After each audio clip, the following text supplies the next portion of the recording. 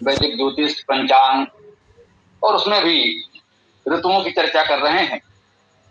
अर्थात इस विषय से संबंधित जो वेद मंत्र है उनकी ही बात करते हैं। तो आज का विषय है वैदिक हेमंत ऋतु। मंत्र है यजुर्वेद अध्याय 14 मंत्र 27।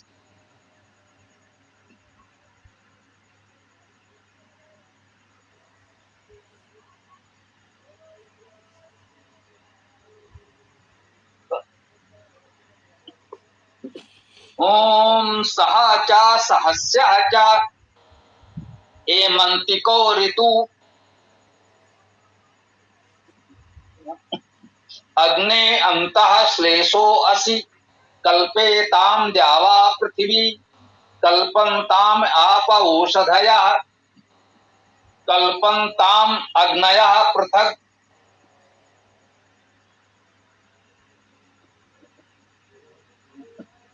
मम ज्येष्ठाय सभृता ये अग्नया समनसो अंतरा द्यावा पृथ्वी इमे हेमंतिको ऋतु अभिकल्पमाना इंद्रम यु देवा अभिसंविशन्तु तया देवतया अंगिरस्व ध्रुवे सीदतम। जैसा कि हम लोग देख रहे हैं कि इन मंत्रों के क्रम में सबसे पहले हम लोगों ने बसंत ऋतु पर चर्चा की। ये बताया कि मधु माधव बसंत ऋतु हैं, मधु और माधव मास बसंत ऋतु के हैं। तो ये बात मंत्र में सबसे पहले बताई जाती है कि ये ऋतु इन मास में है।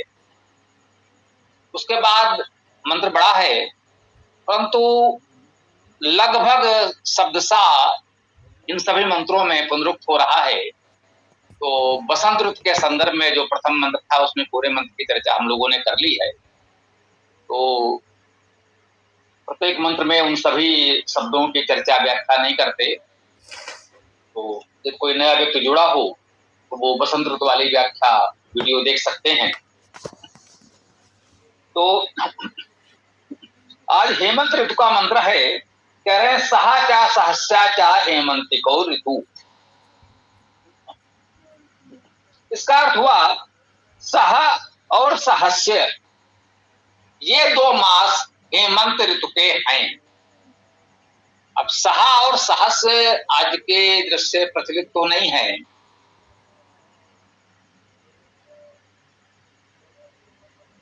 उस दृश्य से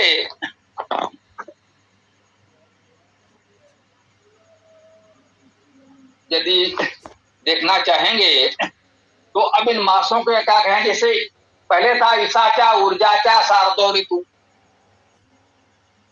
मधु माधव बसंत ऋतु, इस और ऊर्ज शरद ऋतु। तो अश्विन और कार्तिक तो शरद ऋतु में हो गए।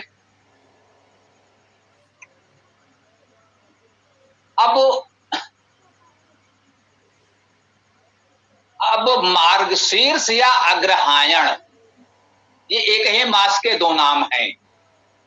मार्गशीर्ष कह सकते हैं या अग्रहायण कह सकते हैं। और अगला मास होता है पौष मास। तो ये मार्गशीर्ष और पौष, ये दो मास हेमंत ऋतु के हुए। ठीक, वैदिक शब्दावली में तो इसको हमने सहाचा सहस्याचा अर्थात सह और सहस्य मास कहा, क्योंकि एक ऋतु में दो मास माने गए हैं। तो सामान्यतः आप देखेंगे ये दोनों मास के नाम कहीं ना कहीं एक दूसरे से जुड़े हुए संयुक्त होते हैं, मिलते जुलते होते हैं, या जो कहें दोनों में धातु एक ही होती है। जैसे मधु माधव, सहा सहस्य यही है ना। नभा नभस्य वर्षा ऋतु के मास कहे गए थे, है ना। और तो अधिकांश ऋतुओं में ऐसा है कि जो दो मास उस ऋतु में होते हैं उनके नाम एक प्रकार से एक दूसरे के साथ जुड़े होते हैं, तो सार्थक भी कह सकते हैं। तो हेमंत ऋतु में दो मास हैं, ये सहा और सहस्य, जिसको हम वर्तमान प्रचलित शब्दावली में कहें तो मार्गशीर्ष और पौष कहेंगे। मार्गशीर्ष को अग्रहायण भी कहते हैं, तो अग्रहायण और पौष कहेंगे। ये 2 मास हेमंत ऋतु के हैं।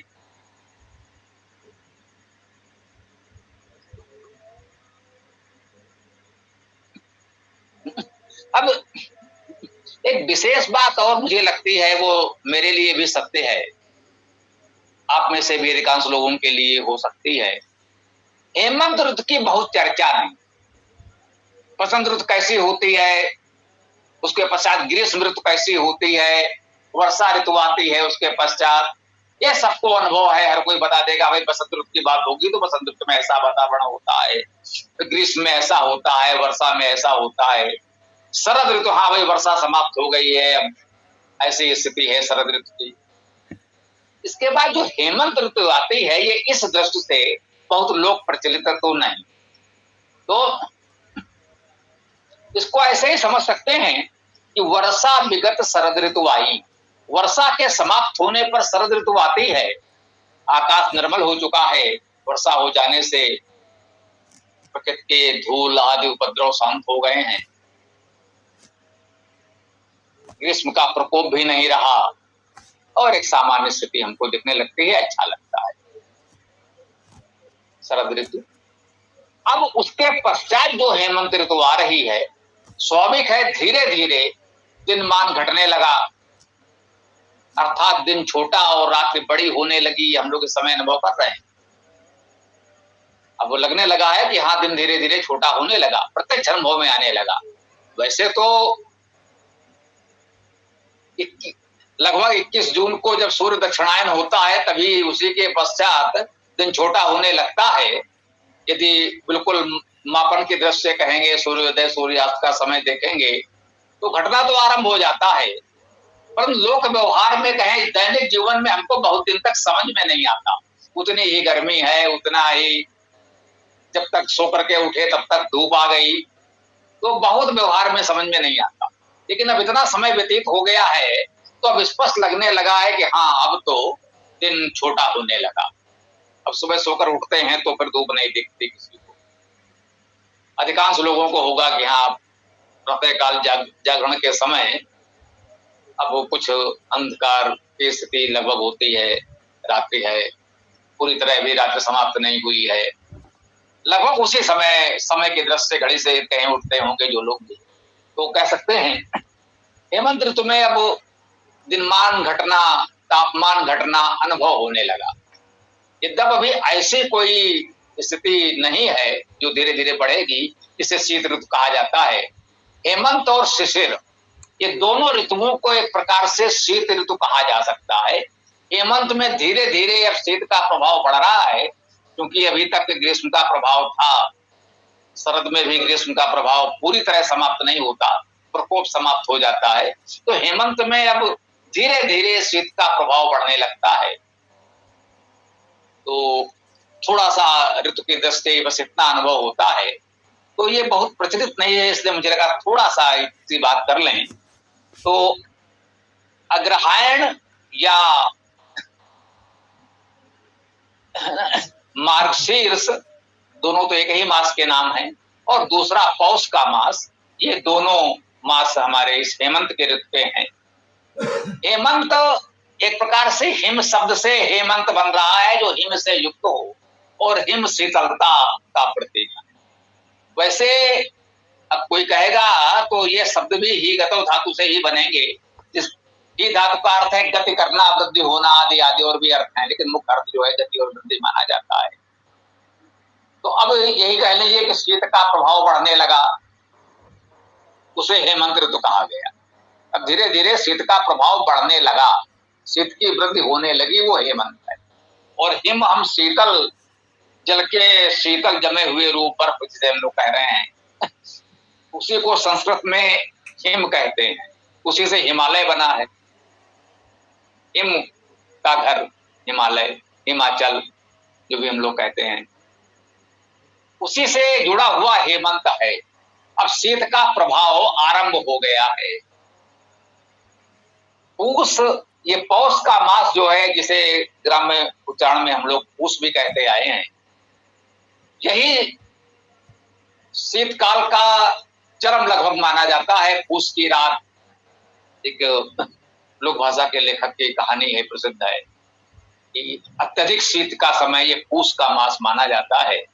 माघ फागुन में धीरे धीरे शिशिर ऋतु आएगी, माघ और फाल्गुन में, तो ये शीत का प्रभाव धीरे धीरे घटेगा, फिर बसंत ऋतु आएगी। तो शेष तो बातें वही हैं। मुख्य बात यही है कि 2-2 महीनों की 6 ऋतु में वेद में इतने स्पष्ट वर्णित हैं ऋतु, और वो ऋतु किन किन महीनों में पड़ रही है अनेक मंत्रों में बताई गई है। एक मंत्र में 6 ऋतुओं की बात भी कह दी गई। 6 ऋतुओं की बात 6 मंत्रों में अलग अलग भी विस्तार से यूं की जा रही है कि इस ऋतु के ये महीने हैं। तो इतना तो स्पष्ट है कि वैदिक काल में 12 मास 6 ऋतु में पूरी तरह से स्पष्ट हमारे समझ आता है। स्वाभाविक है इसमें अयन और संपात भी सम्मिलित कर लें, क्योंकि जब 12 मास और 6 ऋतुओं की इतनी स्पष्ट अवधारणा है और 13वां मास अधिमास भी हम पढ़ चुके हैं पिछले मंत्रों में, इसी ज्योतिषी मंत्रों की चर्चा में, कि जब 12 मासों की चर्चा एक मंत्र में की गई तो 13वां मास की बात भी की गई जो अधिमास है, कि चंद्र मास में 13वां अधिमास भी लगता है, उसकी बात भी की गई। जब 6 ऋतु में 12 मास और 13वां अधिमास की भी जानकारी है तो अयन और संपात भी है। यद्यप हम विनम्रता से कहना चाहते हैं कि अभी हमको वो वेद मंत्र स्पष्ट रूप से नहीं मिल पाया है जिसमें उत्तरायण और दक्षिणायन या वसंत संपात और शरद संपात की बात आई हो। यदि किसी सज्जन को वो मंत्र मिले तो हमें अवश्य बताएं, तो उसको भी हम इसमें सम्मिलित कर लेंगे।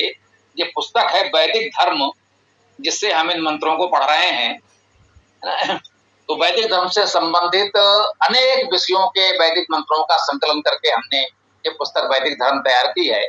उसमें गणित और ज्योतिष का भाग भी है। गणित और ज्योतिष के अध्याय में ये जो प्रकरण है ऋतु का, वो हम आपके समक्ष इस समय प्रस्तुत कर रहे हैं।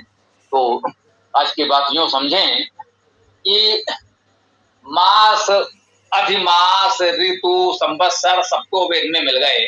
अब अयन और संपात के मंत्र और मिल जाएं तो मुझे लगता है ये बात एक प्रकार से मेरे दृष्टि से मेरी आवश्यकता के अनुसार पूरी हो जाएगी। शेष तो ज्योतिष का विषय विशद है और उसके जानकार विद्वान तो हमको विस्तार से बताते ही रहते हैं। यदि किसी को मिले कि अयन और संपात के मंत्र तो अवश्य बताइए।